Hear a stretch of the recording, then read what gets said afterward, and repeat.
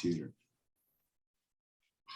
Hello, everyone, and welcome to another episode, I guess, of Spartan Stories. We're really lucky to have Seth Ketterer here with us, men's soccer between 2017 and 2019 or 20. Seth, he represents everything that's great about this program and Frank Zimmerman's program. But I think let's start, Seth. Do a quick introduction of like who you are and where you are at right now. Don't get too in depth, and then we'll go from there. So my name is Seth Ketterer. I'm currently at Point Loma Nazarene University. I came here after finishing up my 3 years at MiraCosta, and I'm loving life so far. Cool, perfect. So let's start with before MiraCosta. I think it's always beneficial to like talk a little bit about where people were before they came, and then what led up to the decision to come to MiraCosta. So you can tell us like where you're from and what high school you went to, and then what was that recruitment process like? Why didn't you go to a four-year school? And then what made you want to come to MiraCosta? Yeah, so I started at Carlsbad. I grew up there my whole life, and I went to Carlsbad High. I had good connections with coaches and all my club teammates and things like that. Going to MiraCosta, it wasn't my first choice school to go to, but senior year senior year of high school, I lacked academically. So overall, I was connected with Frank Zimmerman, spoke to them once, and I knew that's exactly where I wanted to be. I knew he would help me get to the next level academically and athletically.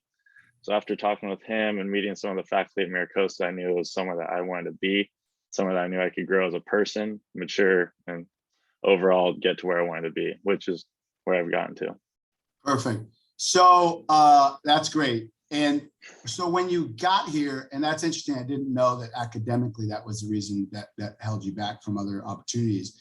What do you remember about the first couple months, both academically and athletically? Was there a transition? Did you have some frustration? Was it easy? Were there certain resources or support mechanisms that you needed to take advantage of at the college level that you weren't using at the high school level? Like, what do you remember about that transition? The transition period was a bit of a culture shock to me almost. It kind of humbled me a lot. I think I came in as a freshman in college thinking that I was the best and like no one was better than me.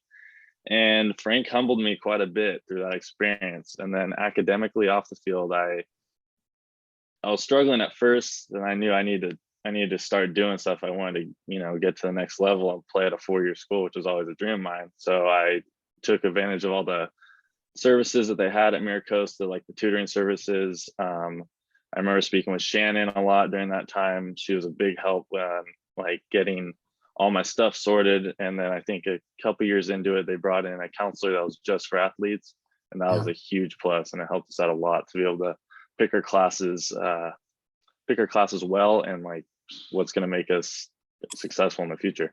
Yeah. So your story is not uncommon, right? A young person in high school that doesn't, for whatever reason, make a full commitment to the academic process. They either don't like it, they're bored with it, they just don't see the value right early on in high school or even late in high school. What would you tell someone maybe in high school, but also like someone coming in that maybe has a similar background, like, oh, I'm a 2 whatever student, or maybe lower. I graduated, but I just didn't do the work that I needed to.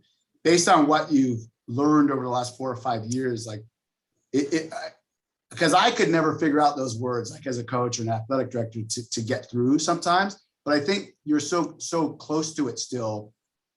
What would you tell someone, like what you've learned, or like why to make that commitment? Or were there tricks or things? Was it just about, you said, I know that I wanted to play the 4 year, it's just I had to do it? Or were there other things along the way that helped you actually not just know it, but actually get it done? I think one of the biggest factors in like the academic process was me sitting down. I remember very vividly sitting down with my parents, my dad looking at me, he said, "What do you want to do with your life? You can either join the military or you can go to college." I said, I'm going to go to college. And he said, okay, you can't fail out. You can't flunk. And I took that to heart. It was every time I had an assignment, I'd sit here, I go, this is whack. I don't want to do this. But I'd say, if I want to go play and like play at a level that I know I can play at, you're going to have to match it academically. And if I was speaking to someone else who doesn't like school or doesn't feel committed to it, you have to match it with whatever else you're committed to. And if you're committed to athletics, then you have to match it with your academics. And that's the only way you're going to make it to the next level. Yeah, perfect. That's a great way of putting it. So let's jump into soccer. You were here 3 years. Your redshirt year was first or in the middle? Sophomore year.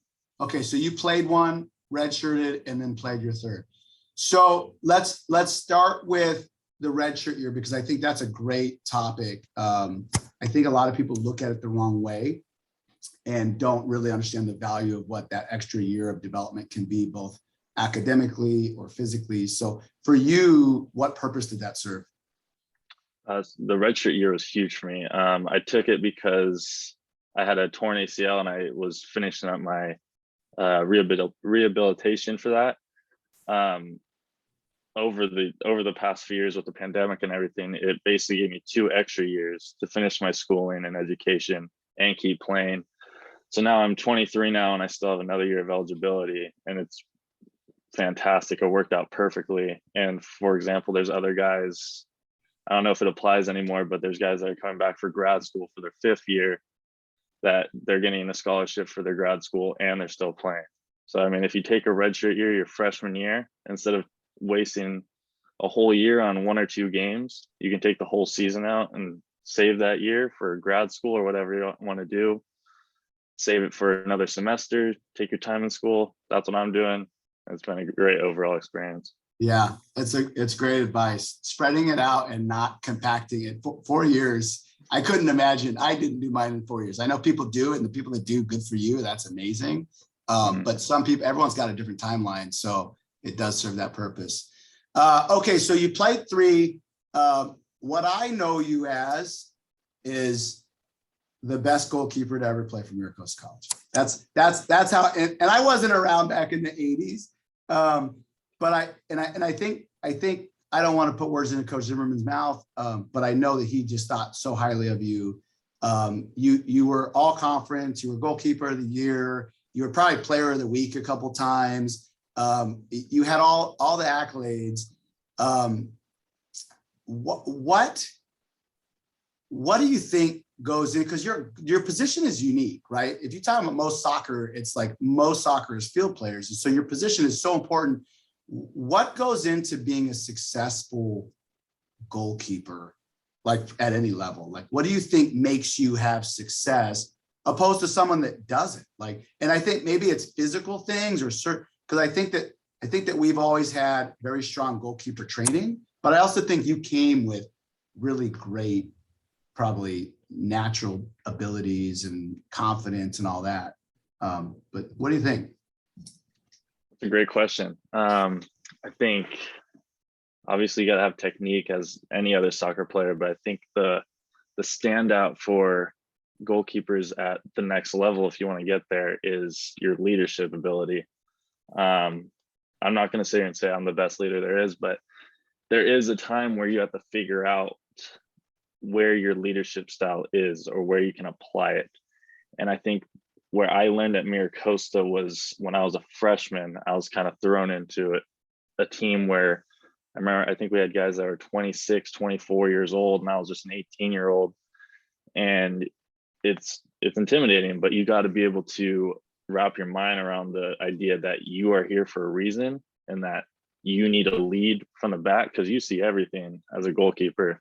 And if you really take that into consideration and are able to apply that to the entire field with the coaching staff, yeah, I think just being a leader, being humble and being a leader is one of the best attributes you can have as a goalkeeper.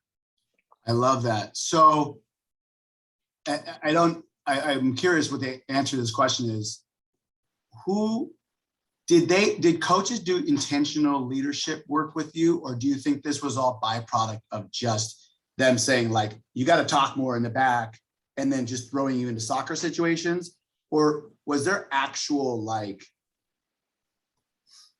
development work in the leadership realm? Like, did they have you read books and like, or watch others, or did they actually go through and do any of that with you? Or was it just more byproduct of soccer with a few like tidbits of, hey, here's kind of what it is. And like you're saying, just go do it as Seth needs to do it.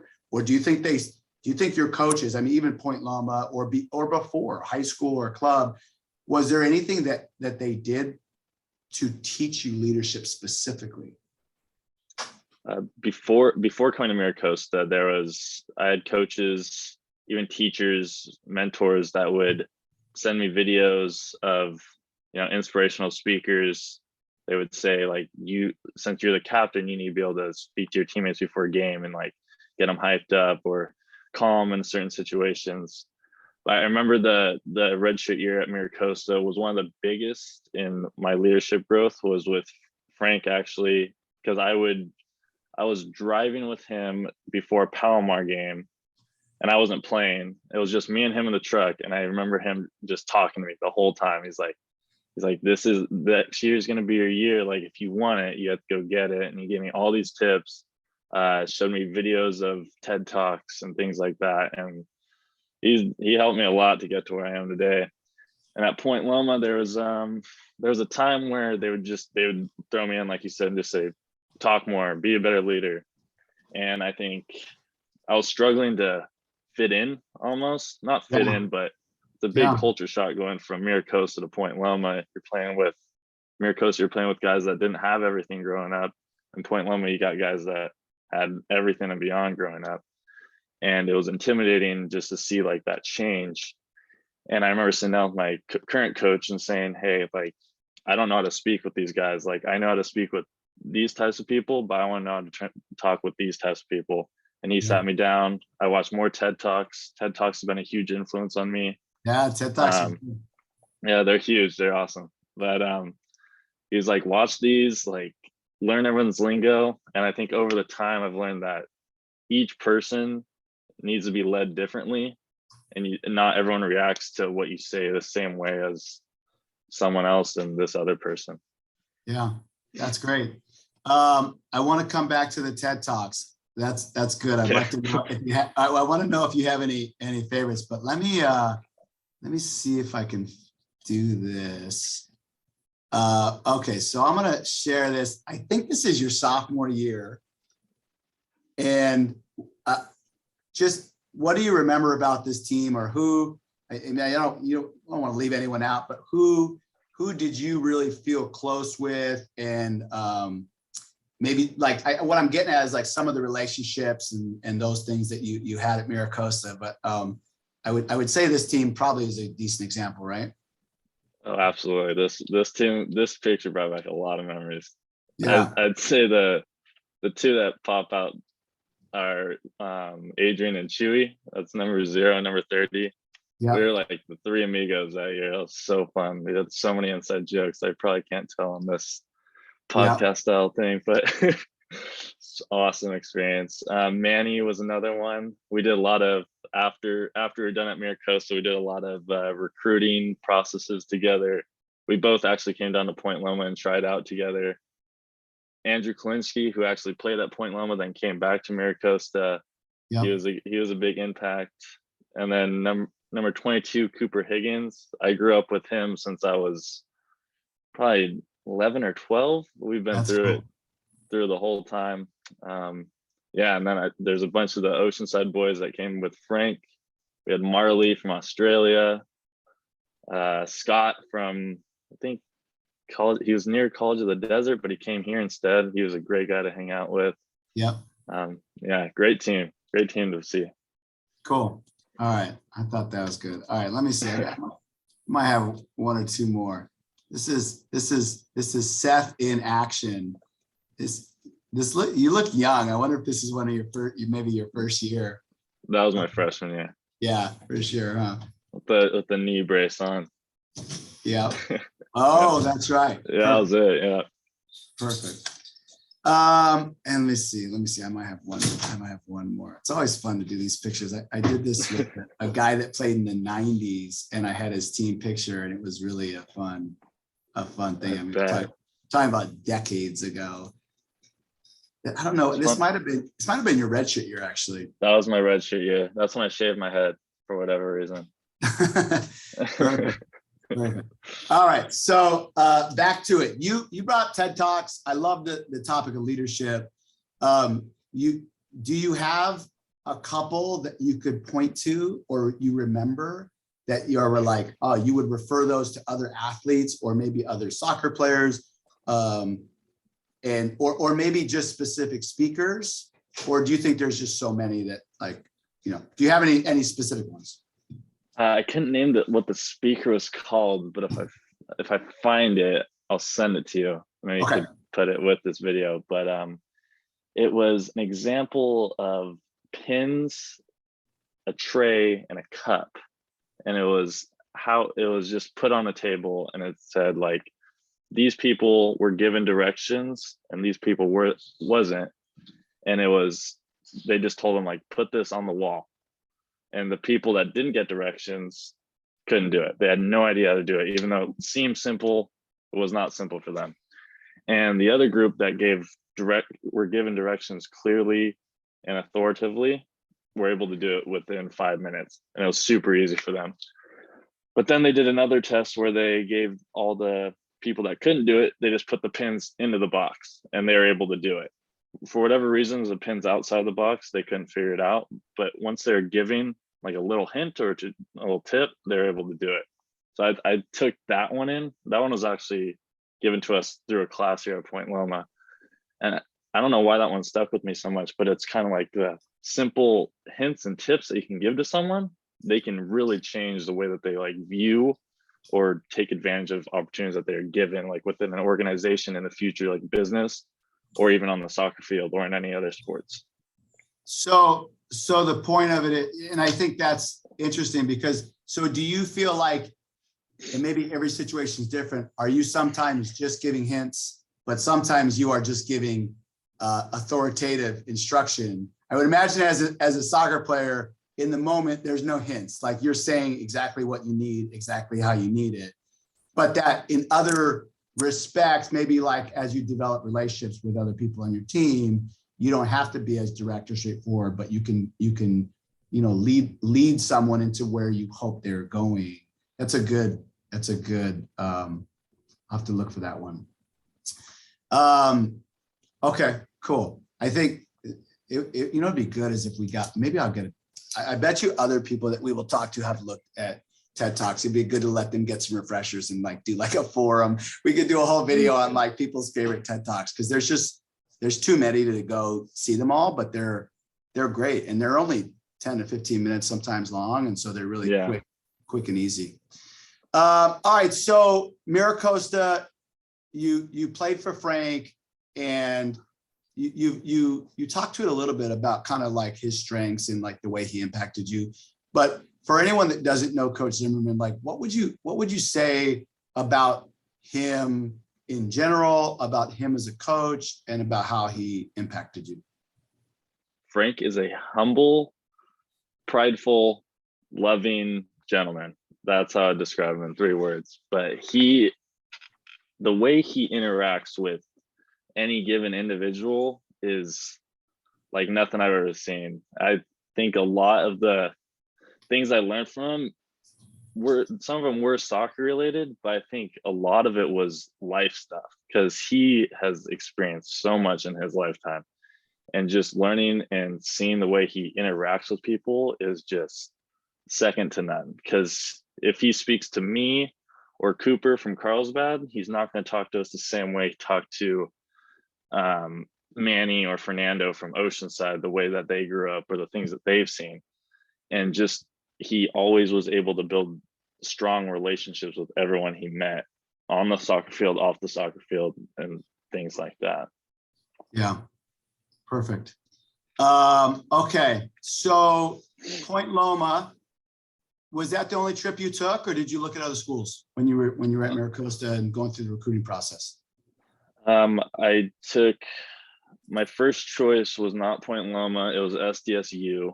I did a whole visit. Coaches came out and watched me play during a game, train, got to see all the athletic facilities. It was during the time where they had a coaching restructure or something. So I was pushed under the files or something. I don't know. I also looked at USD. They're very interested. Toured the campus, came down to financial stuff. Me and Manny went to Point Loma and trained for a day. Loved it. Didn't look back. I went home. I remember telling my dad, I was like, this is where I want to be. Like, I know it might be expensive, but like, this is what I want to do. Like, I see myself here, and I signed the papers like a week later. So I think, so this is a great kind of segue, because there always has been, and there still is, this like D1 or bust attitude, and nothing to take away from. It's a great accomplishment to play at D1, and it is it's a fun level, and I think that it's a great goal. But I think, what would you say to someone that said, like, well, Seth, like, you could have played at San Diego State, like, but you're at Point Loma. What's your response to that? I've actually gotten this question quite a bit. I'd say like, oh man, that makes me think. I'd say, why would I want to play at a D1 level where it's basically like a business, and you are so wrapped down and tied down to one thing, where you can't even focus on your academics, whereas me need to focus on academics more so than athletics. So I think that's what I'd say to them, is that I want the academic feeling of everything. I wanted a small school, and I wanted to play soccer all at the same time and have a social life on the side. Yeah. So I think that's the main difference in playing D1 and any other level. You have life balance, and you're still getting to play soccer, and you're having a ton of success. I want to share. I'm going to show, for anyone that doesn't know where Seth plays. This is, you can see the ocean. It's literally, the ocean is in the background, and this is Point Loma. It's arguably one of the best campuses in the nation, perhaps. I mean, Pepperdine's probably got an argument. There's a couple others that are really close to the ocean that are beautiful. But I think it's great to hear you say that. I'm all for anyone that wants to play D1, go. But I just think the point of me asking the question was, I don't want others to think that it's not a great level, that D2 sports or NAIA sports or D3 sports are still not a great level, and you can't have a quality experience, and you can't grow. And, you know, it is that, and they are very, very exceptional options. And you said it well, that especially if you're someone that needs a little more sport or time for academics, you know, this level allows that, right? Mm-hmm. So tell me, or tell the viewers, what has your experience been like at Point Loma for soccer, and a little bit about your awards and accolades there, and what you hope to accomplish next year. My experience so far has been great. I'm loving it. We had the COVID year, which is kind of a bummer. We only had played like 5 games. But this year I won the starting goalkeeper spot, which was huge. Took a lot. We ended up we went to SDSU, which was a lot of personal pride for me. We played like a half, and then we rotated the teams, but we were 0-0 at half. So I was very proud that I didn't get scored on by them. That's cool. That was cool. We ended up getting second in conference. We didn't go through to playoffs, which was a bummer. I got 2 Pac West Player of the Weeks, Defender of the Weeks, not the Player of the Week, Defender of the Week. And then I ended up getting 3rd team All Pac West. And we have a lot of returners this year, and we're hoping to bring them back so we can go to playoffs next year and hopefully win a conference and end up going far in the tournament. Cool. Perfect. So we'll finish up. We're almost there. I think you're 23. You were 17 or 18 when you started college? 18. So you're only 5 years out. Often I would ask this question to someone that's like 20 years out, but what would you tell yourself? And it doesn't have to be like go to school or study. It could be anything. What would you tell your 18-year-old self as in the summer before, a week before school starts at MiraCosta, as they're about to enter? Like, if you were just gonna like put your arm around your 18-year-old self, and like, what would you say? I'd say get to work, kid. This isn't high school anymore.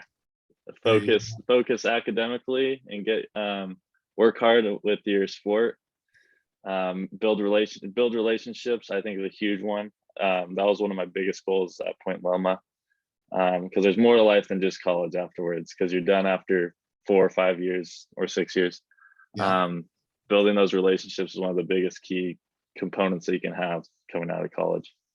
That's great. Super. What would you tell an incoming freshman that wasn't great? We kind of asked this question already, but what specific things, resources, study patterns, what would you give to someone? It could be little or big, that was impactful for you. And maybe it's at MiraCosta, or maybe it's something that you're doing now or receiving support you're receiving at Point Loma now. At any of those institutions, what would you give someone that is in that position where they need to shift, right? Not just mentally, but also like practically, they need to figure out whatever it is. What resource or system of thinking or system of studying, what has been probably the most impactful for you? I'm not going to speak for everyone because everyone's different, but personally, my biggest change was taking advantage of tutoring services, things like that. And the one thing that really helped me when I came here, because the course load became a lot more than high school or MiraCosta, because once you transfer, you're in upper division classes, so you're not the lower level class anymore.